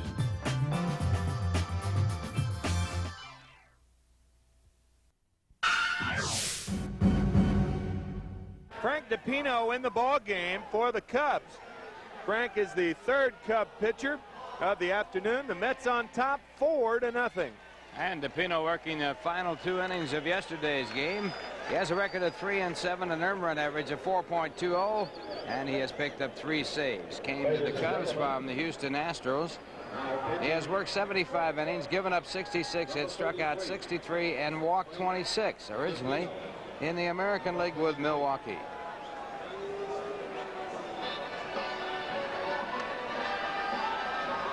This is the scorecard of John McComb. Check those 3 question marks. Nobody keeps score before the inning. Here it is, the bottom of the 7th. He's got 3 question marks. Well, that's apropos. He doesn't know what's going to happen. That is the tackiest looking scorecard I've ever seen. We'll have to get on John McComb about that. Guess we already have. Stan Jefferson 0 for 3 on the afternoon.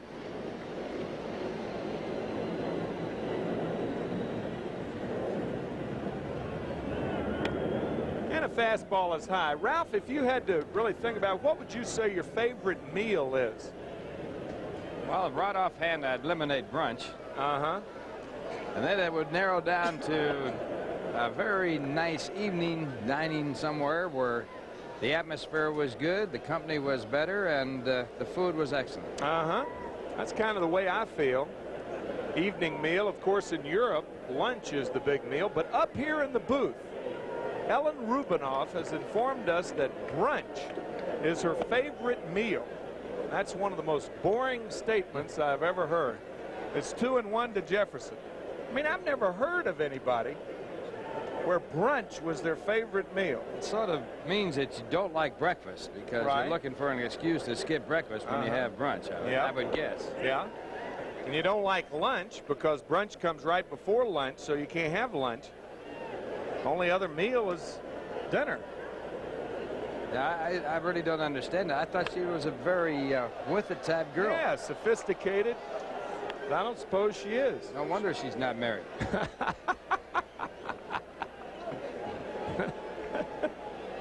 2-2 to Jefferson. Imagine marrying a girl that liked brunch for her favorite meal. That means she'd never get up in the morning to cook That's breakfast. right. That's right.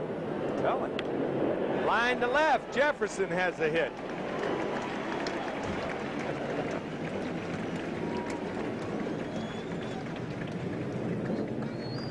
Ellen, only one of the very competent crews here at parts of the crew Sports Channel has here at Shea. Quite a competent young lady. A little mixed up with food, but other than that. Yeah. She's got her priorities wrong as far as cuisine is concerned. Tim Teufel, the batter. Tim 1 for 2 and also scored a run. The first run for the Mets. They plated 4 in the 4th inning. Fouls it back. 0-1 to Tim Teufel.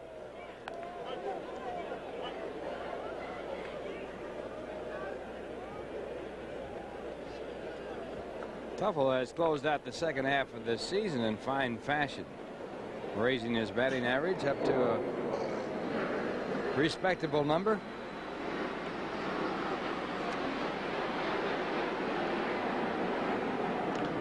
Ground ball, base hit. That'll help that average also. Jefferson rounds second but holds as Palmeiro gets to the ball in a hurry. So the Mets have runners at first and second and nobody out.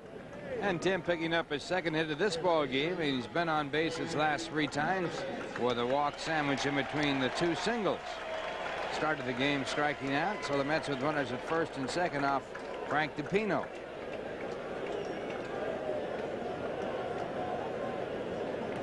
The star of the clincher last night, his first major league RBI was a game winner in the clincher.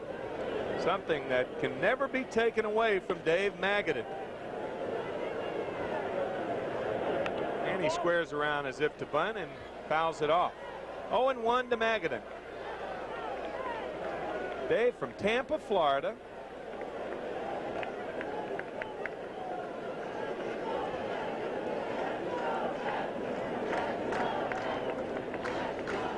Dave driving in the first run of this ball game, and for the second day in a row, a chance to get the gamer.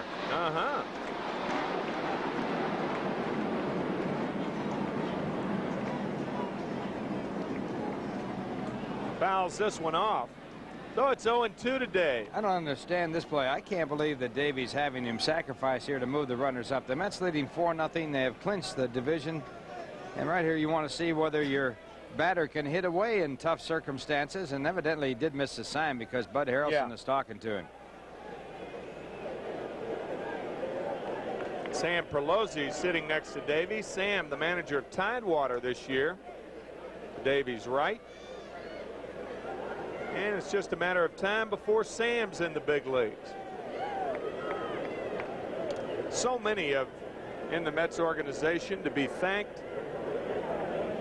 And before this season's over, we will thank each and every one of them formally. Magadan gets a piece of it to stay alive, 0-2. A lot of people just think that the major league team that's fielded is the only part that's responsible for a winning effort. Far from true. All starts in the low minor leagues, where you teach the fundamentals of the game of baseball as you want it played on the major league ball club. You learn it there and then just reinforce it as you move up through the organization. From rundown plays to bunting to rotation plays and fielding the bunt. Outfield play, the cutoff man, have it consistent throughout the organization, to where when they get to the big leagues, nothing is strange and unusual other than the players against whom they play. Mets threatening again. They have a 4-0 lead. 1-2 to Dave Magadan.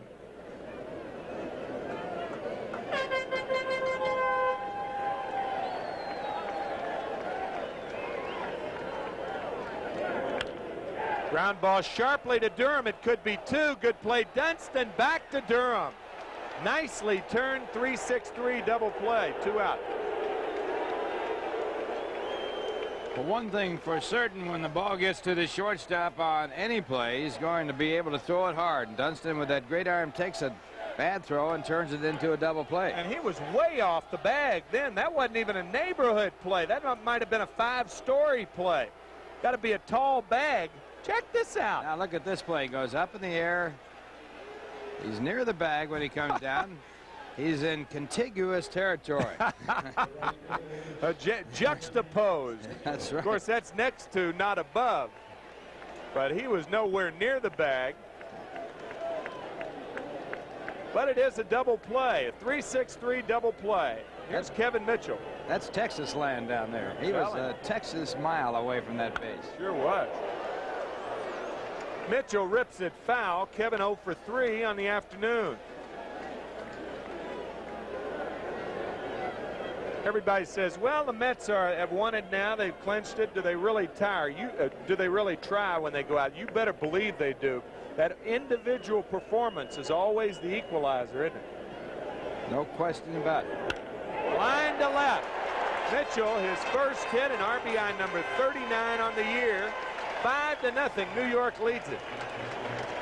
Well, right here, Mitchell gets a pitch to his liking. He likes the ball away from the plate. And he does hammer the ball that's outside, and there it is outside the plate, and he just rips it into left field.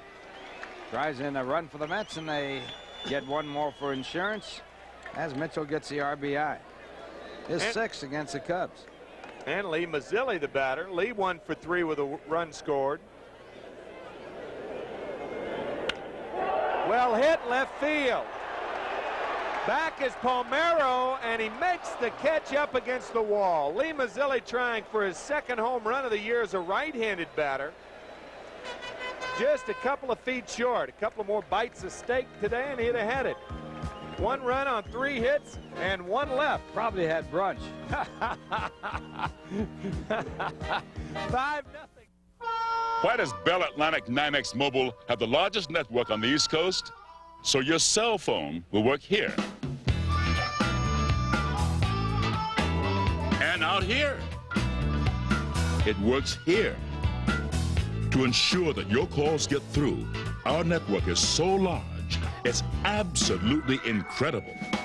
After all, a cell phone is only as good as the network it's on. Choose Bell Atlantic NYNEX Mobile. How high is the water, Mama? 4 feet high and rising. During a fierce Atlantic storm, the ocean rose 4 feet high against George and Mary Lou Donatello's Anderson patio doors. The doors held. Eventually, the ocean receded. 4 feet high and rising. Worry-proof, time-proof, Anderson Windows. We're talking baseball, classic baseball, with 86 Mets Curtain Call, right here only on Sports Channel. Top of the 8th inning, and Chico Walker will lead it off for Chicago. Chico looking for his first hit against New York this year. He's 0 for 7. Mets are using a combined shutout situation right here, and they might use one more pitcher in this ball game. And it is John Felski that has an idea that you should go to 3 inning of pitching. Chuck Tanner. Is it Chuck Yeah, Tanner? yeah. Kind of an interesting concept. I don't know if it'll ever be put into effect, but it is interesting. It'd have to change the scoring rules for one thing, because you could never get a starting pitcher to get a win under the present system of giving credit for victories. The way that would work is you would have 9 pitchers. As you look at Randy Myers, go 3 innings apiece every 3rd day, and have your swing man, which would be your 10th pitcher, or conceivably an 11th pitcher, and have 2 swing men for short relief and extra inning work. Line to left. Mazzilli had slipped, and now he can't come up with it. So Mazzilli, the first casualty of that loose turf, and I'm surprised there hasn't been more incidents of that today. So Walker has a single. And Lee there sliding out. Right there you see him slip, and he can't get to it and takes it on the bounce. Getting back to that concept, the Cubs years ago had a plan that was somewhat similar in regard to managers. There's the play again by Lee. They had rotating managers, and they had a group of people that would rotate from the minor leagues through the system into the major leagues and then out again and into the system. Of course, it did not work. It was very socialistic in a way. Chico Walker thrown out with a 5-0 deficit for only the second time this year. Where in the world was Chico going on that one? And Gene Michael certainly doesn't like the decision of Walker to run on that pitch when you're down by 5. He had been safe on stolen base attempts 10 out of 11, but Gibbons here guns him down with a perfect throw, the tag made by the second baseman Tuffle. You got the meat of your lineup up. You're trying to play it more passive game, and Walker running on the first pitch, and no one, including Gene Michael, knows where he was going. To borrow a line of Bob Costas, our pal, I guess you have to ask, what makes Chico run? Bob used that line when Juan Samuel was thrown out at third with 2 out and Mike Schmidt hitting in a Phillies game earlier this year. Chico can't understand it now. He's shaking his head. Those are the little things that don't show up in the box scores that make you a losing team. 2-2 to Sandberg. Ron Davis, the ex-Yankee and ex-Twin, warming up the Cubs.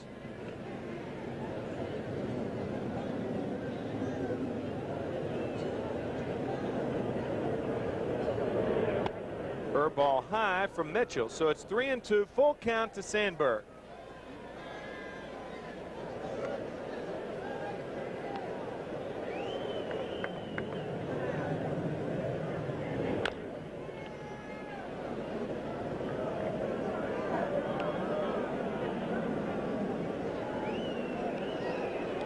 Mitchell from Nashville, Tennessee, came in relief of Rick Anderson back in the 6th inning. Pitched 2 1/3 scoreless ball. It's a 5-0 game. Mets on top. Ground ball up the middle. Shortstop Kevin Elster quickly throws out Sandberg. 2 out here in the 8th inning. Well, Mets are very high in Elster as a defensive ball player, and he is very graceful at short. Quick hands, doesn't he? He shifted his feet so quickly on that play, too. That's one of the keys of being a good shortstop, very fast feet. Be prepared to make the throw. Charlie Fox, the super scout of the Cubs, said if he were going to sign a player for a lot of money, would like to see him dance before he signs him. He says then he could tell whether or not he had good feet. You know, as it's 2-0 on Rafael Palmeiro, Bill Dickey had told me that back in 1958. Dickey would dance at the drop of a baton. Ground ball, base hit to right field. So Palmeiro, his first hit, and hit number 6 for the Cubs. Dickey used to talk about it as far as catchers shifting was concerned. Catchers ought to be good dancers because of parallel movement. Oh, 2-step. That's about your limit as a catcher, 2 steps.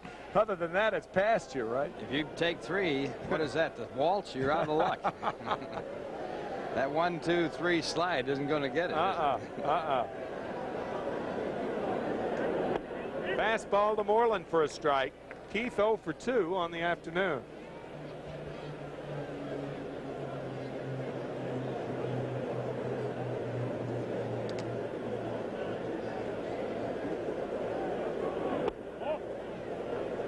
I guess if those were the circumstances, then Ellen Rubinoff would have been a good catcher. She can boogie.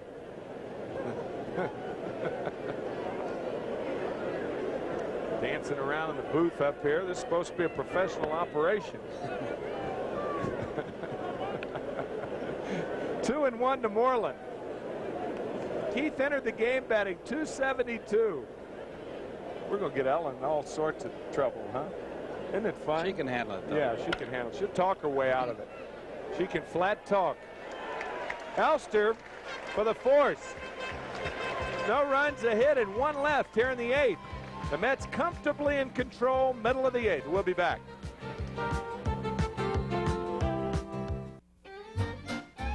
Watermelons and dogs with spots are the kinds of things that make kids feel good. Moms and dads, on the other hand, feel good when their kids feel good. And that's why so many parents choose Aetna U.S. Healthcare. Our commitment to pediatric preventive care assures access to the highest level of care available. And that makes moms and dads feel really good. Almost as good as a kid feels when he catches a frog. Aetna U.S. Healthcare. You'll feel better with us. Go ahead. Admit it. You want them. You need them. It's in your blood. You know who we're talking about. It's okay. You're not alone. We feel your pain. Sure, it seems like it was only yesterday. We understand. That's why we're bringing them back. Yes, the 86 Mets. Some of the greatest games of a magical season that you're still talking about. It's 86 Mets Curtain Call.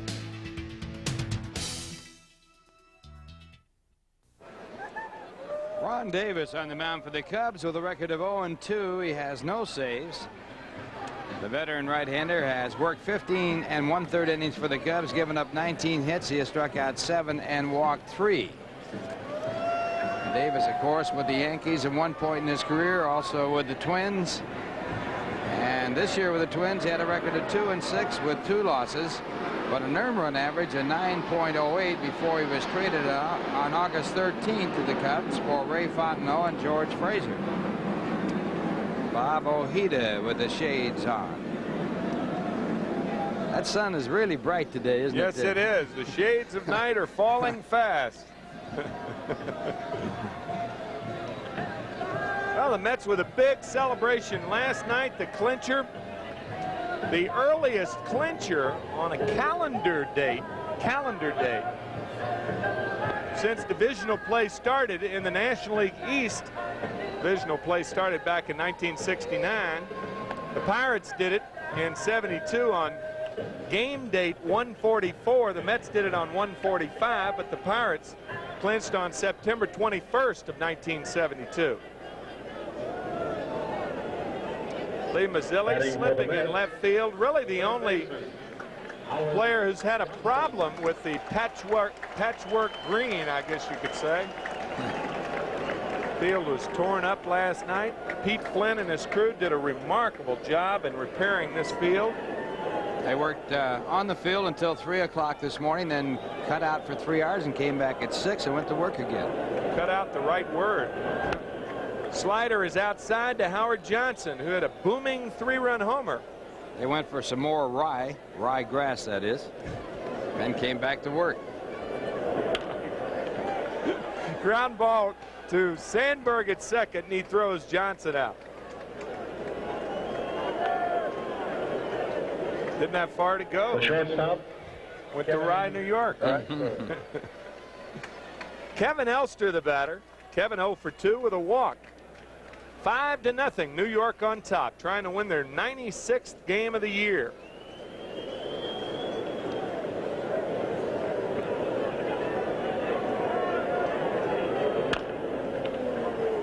Tap toward third through the glove of Moreland, and Dunston couldn't get a hold of it. Might be a hit. And it should be, and it was a hit because of the fans of last night. The turf out there, and that ball just died out. Didn't take the bounce, and Elster comes up with a hit. Now watch the bounce in this ball. It comes out here bouncing, then it hits the turf that resodded and stays down, and no chance for a play. So that's what happens when the fans get riotous, as they did last night.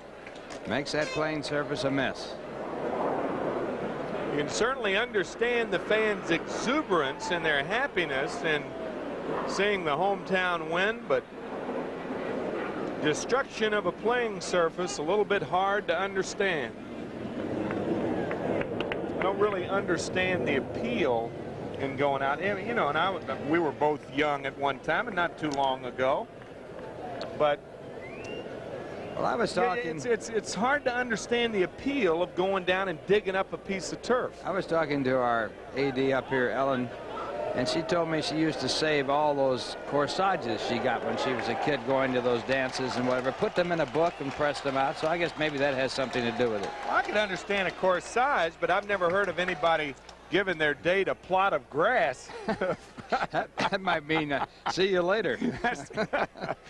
That was a balk on Ron Davis, by the way. Kevin Elster goes to second on the balk.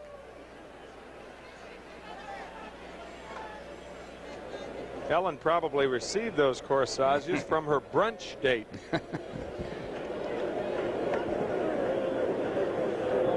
1-1 to Gibbons, and he grounds to second. Sandberg again. Sandberg's had a lot of chances out there today. It reminds me of that old story about that. I gave my wife a present last Christmas, and she didn't even thank me. I gave her a cemetery plot. Danny Heap's going to be the pinch hitter for John Mitchell. Ladies and gentlemen. I don't think I'd appreciate that either if I received that. Number 21, Danny Heap. Number 35.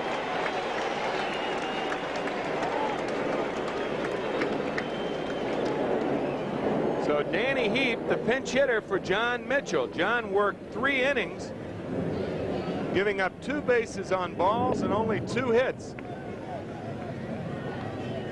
5-0 game. Mets on top. 1-0 to Heap.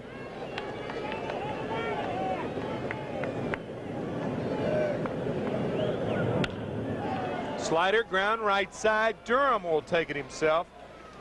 And the Bull, Leon Durham, does take it himself. No runs a hit, 1 left here in the 8th inning. So after 8, it's 5-0 Mets, and we'll have a new pitcher, and we'll be back right after this. Are you tired of the same old house? Then make it look fantastic and enjoy a 21% savings. Introducing Century 21 Home Improvements Garden State Brick Face. Will make your home more beautiful, energy efficient, and increase its value. Brick, stucco, stone, siding, and windows. All maintenance free and fully guaranteed. Call now for a free telephone consultation and get a 21% savings, 100% financing available. Call Century 21 Home Improvements today. If ever there was a name synonymous with beautiful jewelry, it's Ford's Jewelers. We offer an unprecedented selection of gold chains, wedding bands, and diamonds, always at a price that will please you. And we're proud to display one of New Jersey's largest watch collections. In fact, we're the authorized dealer for over 40 brands. Our gift gallery features an outstanding selection of Swarovski and Waterford crystal, plus the authorized Disney collection, Precious Moments collection, and much more. Visit New Jersey's legendary jeweler, Ford's Jewelers, 449 New Brunswick Avenue in Fords. Number 48. Randy Myers, a new pitcher for the Mets. No record, 2.08 ERA. This is his 9th game, and his first pitch is to Ryan Durham. Leon Durham. Ryan Durham in Milwaukee now, I suppose. Rehabilitated alcoholics he's in charge of, and that's what Ryan is, a rehabilitated alcoholic. Doing a lot of good in the Milwaukee area. Leon is 2 for 2 on the afternoon. Also has walked, so Leon's having a good day. 2-1 on Leon Durham. 5-0. New York on top. Top of the 9th inning.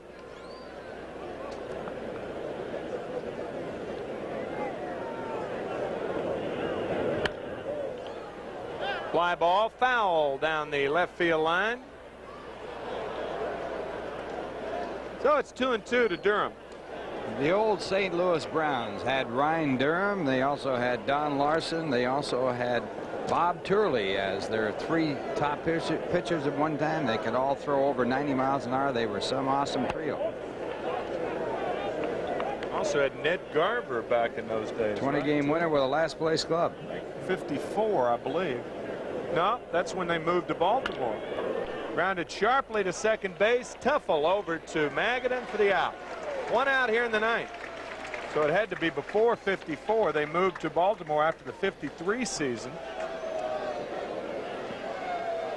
Manny Trio is going to be the pinch hitter for catcher Mike Martin.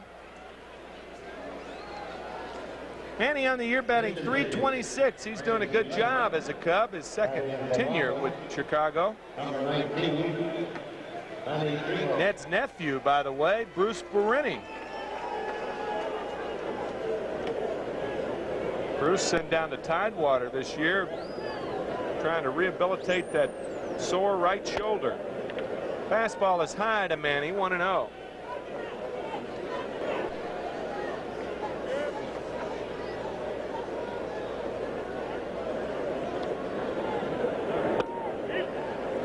Strike at the knees, 1-1 to Manny Trillo.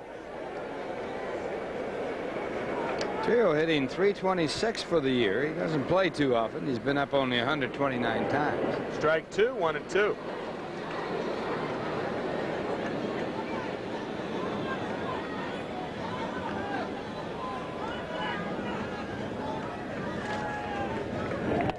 Swing and a miss.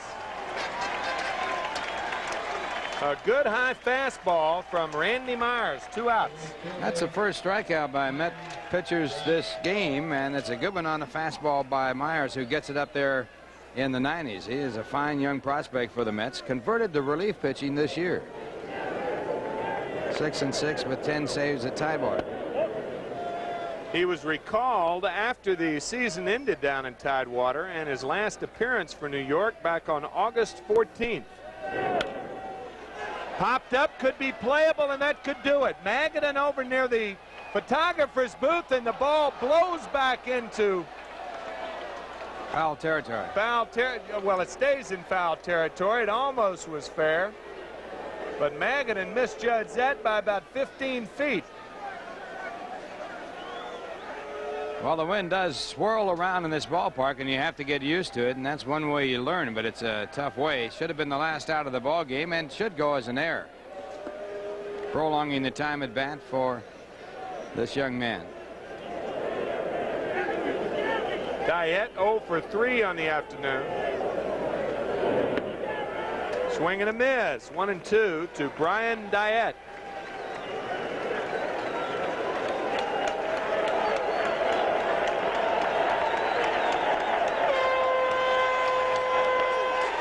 Well, he got him. Second strikeout for Randy Myers as he retires the Cubs in order in the 9th inning. There will, of course, be no save for Randy Myers. And the winning pitcher on the afternoon, Rick Anderson, who won his second major league start, actually starting 5 times this year, but the 2 wins, both against the Chicago Cubs. Rick's record now 2-1. The losing pitcher was starter Greg Maddox. 5-0. The Mets win it. Just got a break. Looks like Comer. Tell me a story. What are you doing?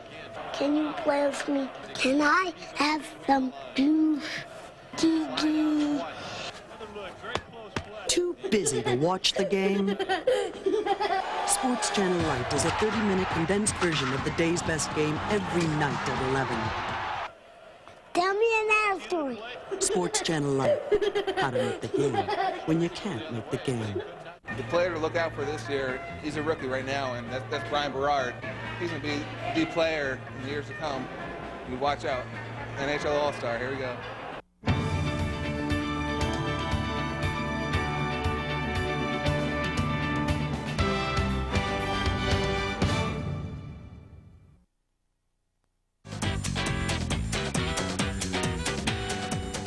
Coming up on Scoreboard Central, he was one of a kind on and off the field, but Big Mac is hanging up the shades. And will the real Sean Kemp please stand up? Detroit and Chicago had his number, but could Denver dial direct? We'll find out as Central rolls on.